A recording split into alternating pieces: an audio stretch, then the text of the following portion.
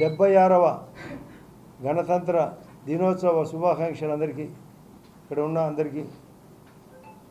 ముఖ్యంగా ఏటు విజయసాయిరెడ్డి గారి పైన సబ్జెక్టు ప్రధానం. అందులో ఈ జిల్లా A1 జగన్ రెడ్డి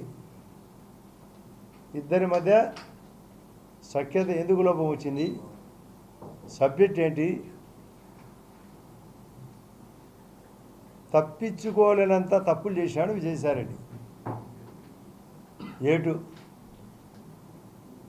ఏటూనే తప్పించుకోలేనంత అయితే ఇంకా A1 × 10 times, 100 times, many more times. ఏదో బతిమిలాడినట్టు లండన్కు ఫోన్ చేసినట్టు చేసిన ఈయన ఒప్పుకోనట్లు నిన్న విజయసాయిరెడ్డి స్వయంగా చెప్పిన మాట.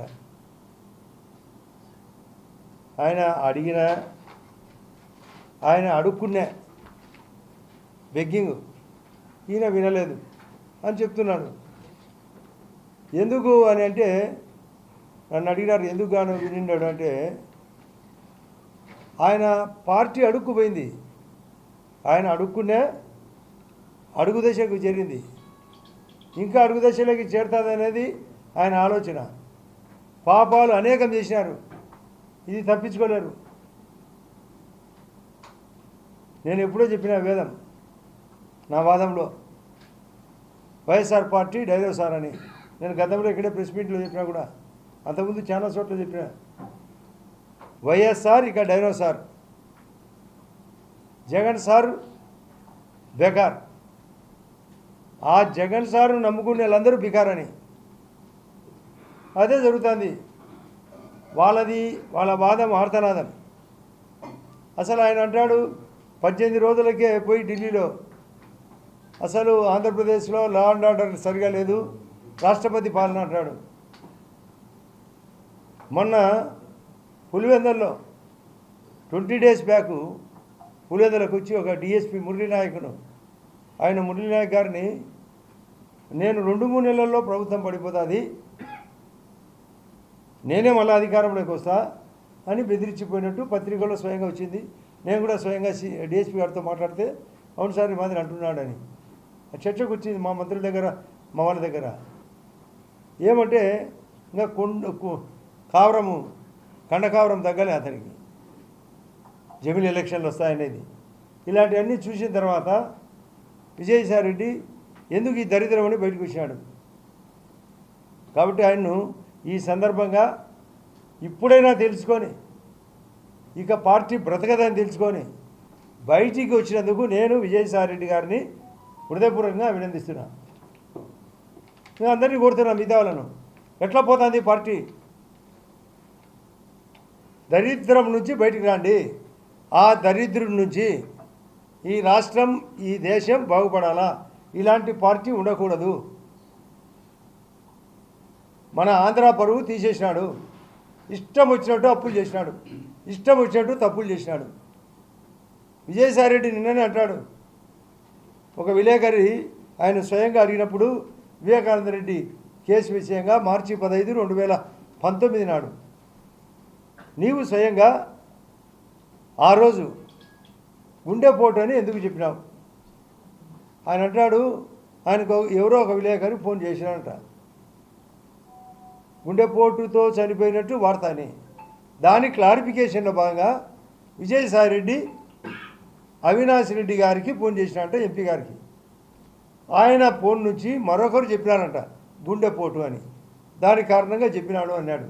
కానీ అవినాష్ రెడ్డి గారు అంటారు, నేను ఎక్కడో ప్రయాణం జమ్మనోడు పోయిపోతున్నా, నాకు మధ్యలో తెలిసి వచ్చింది అని.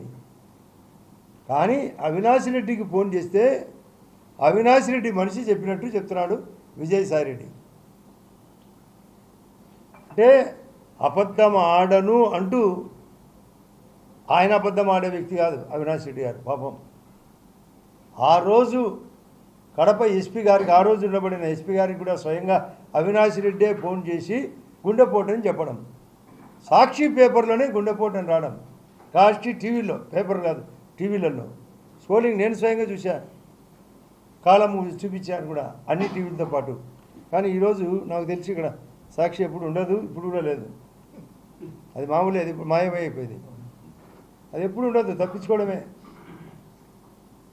అంటే ఈ విధమైన ప్రవర్తనతో విజయసాయిరెడ్డి గారు నిజం చెప్పాల్సిన అవసరం ఉంది కాబట్టి చెప్పినాడు కూడా. నేను అవినాష్ రెడ్డి ఏమో గుండెపోటని, కానీ గుండెపోటని చెప్పినాడు వాళ్ళ మనిషి ద్వారా అని. గతంలో ఒక సామెత ఉండేది, పలికేడు వాడు రామభద్రుడట, పలికించెడు వాడు రాముడట అని. అంటే అవినాష్ రెడ్డి రాముడై రామభద్రుని ద్వారా విజయసాయిరెడ్డి గారికి చెప్పించాడు. అంటే గుండెపోటని. ఆ తర్వాత 1 గంటకు ప్రాంతంలో ఆ రోజు ఉంటే ఒకవైపు గోడలకు ఎక్కడంటే కింద ప్లస్ బాత్రూంలో కడుగుతా అంటే, ఒకవైపు కుట్లేస్తా అంటే, ఒకవైపు కట్లు కడతా అంటే, కనికట్లు చెప్తా అంటే, మధ్యలో మేము దూరి వైరస్ మాదిరి మేము పొడిచి చంపినామంట. నరికినామని, పొడిచినామని, నరికి షర్మిలా గారు చెప్పినట్లు నామినేషన్ ఆమె ఎంపీగా పోటీ చేసినప్పుడు మొన్న 8 నెలల కిందట కడపలో, ఇదే కడపలో సారికేమో చిన్నది, సారుకు అప్పకు,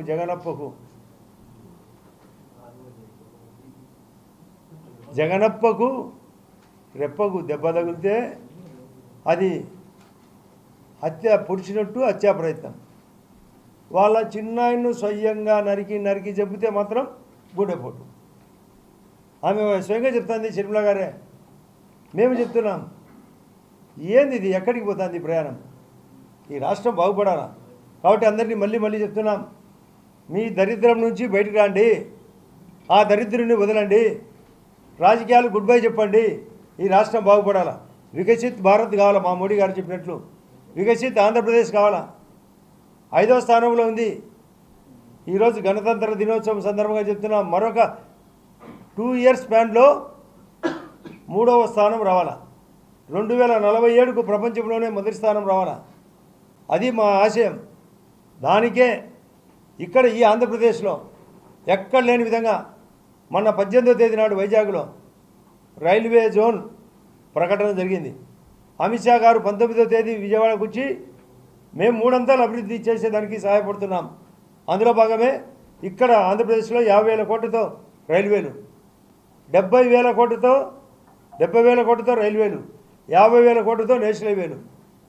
రైల్వే జోన్ విశాఖకు 11,400 స్టీల్ ఫ్యాక్టరీకి సాయం.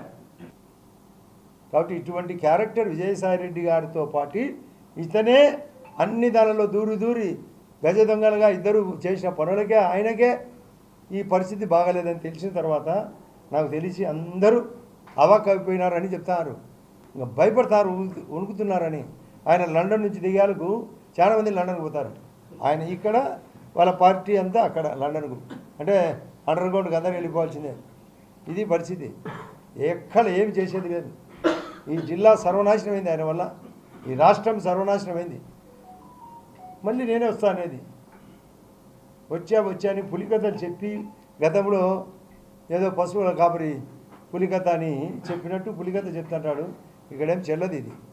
ఇది డెమోక్రసీ. ఇది అందరూ నాణ్యతగా ఉన్నారు. పల్లెల్లో కూడా అందరికీ సెల్ ఫోన్ వచ్చింది. నేను ఇంతకుముందు చెప్పేవాని, ఓటర్లను ఫైల్ చేస్తే తను పాస్ అవుతాడు, ఓటర్లు పాస్ అయితే జగన్ రెడ్డి ఫైల్ అవుతాడని. ఓటర్లు ఫుల్ సక్సెస్ అయినారు. నాకు ఒకనాడు 4 నెలల కిందట హరీష్ రావు గారు, కేటీఆర్ అందరం ఒకే ప్రయాణం ఢిల్లీకి, నాతో పాటు మరొక 3 అడిగినారు వాళ్ళు, అన్నా అదన్నా ఏమి మీ జగన్ ఇట్లా దెబ్బతిన్నాడని. మీరు 90 తప్పులు చేసి మీకు 39 వచ్చినాయి, జగన్ సార్ 100 చేసి 11కు వచ్చినాయి.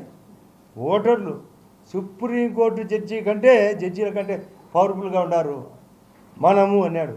మనమంతా మెజిస్ట్రేట్ కోర్టు దగ్గర అడ్వకేట్ల పరిస్థితి ఏమంది. ఇది నేను బాగుంది వాడుకోమంటే వాడుకో, మన పరిస్థితి ఇంతే.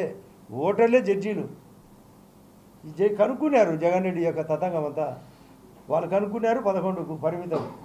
పోతూ మన లండన్కు, మీరు ఇంతకుముందు లండన్కు పోయినాడు పోలింగ్ తర్వాత, మీకు గుర్తుండాలా. ఆ రోజు అంటాడు 151 ఎమ్మెల్యేల కంటే ఎక్కువ. ఆ రోజు 22 ఎంపీలు వచ్చినాయి 2019లో.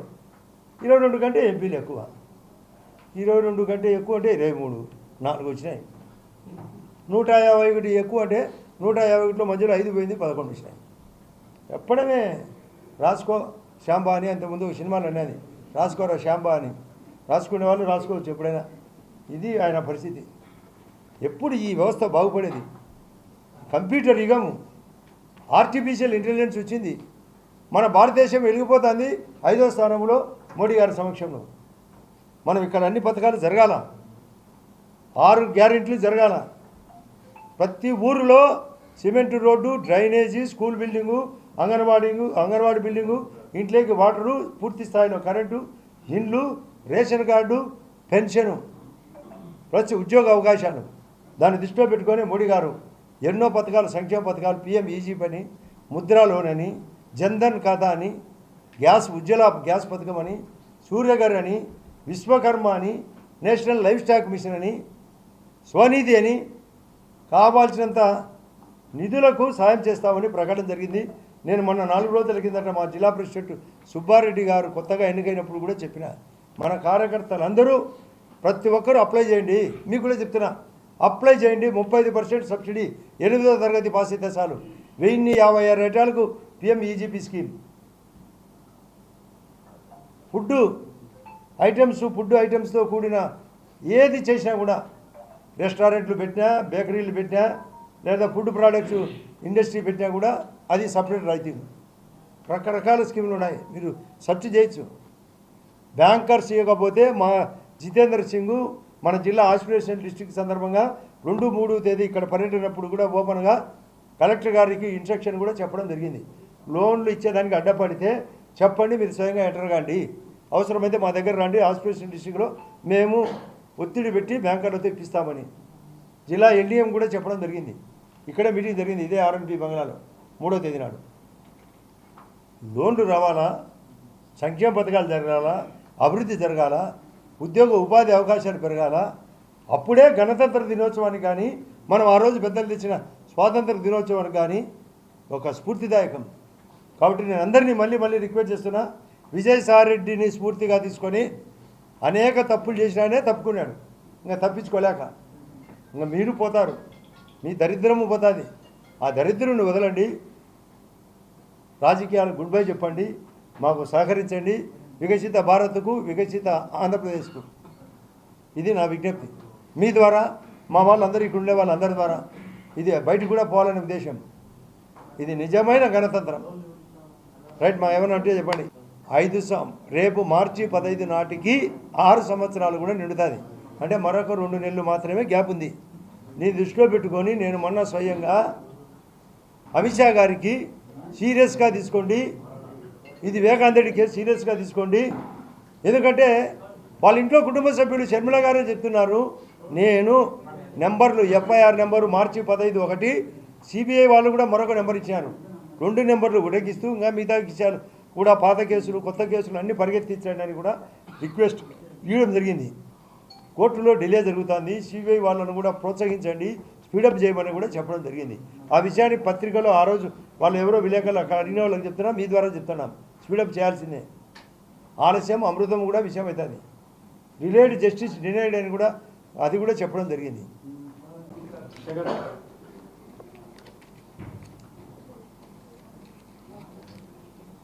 సౌండ్ ఏంది?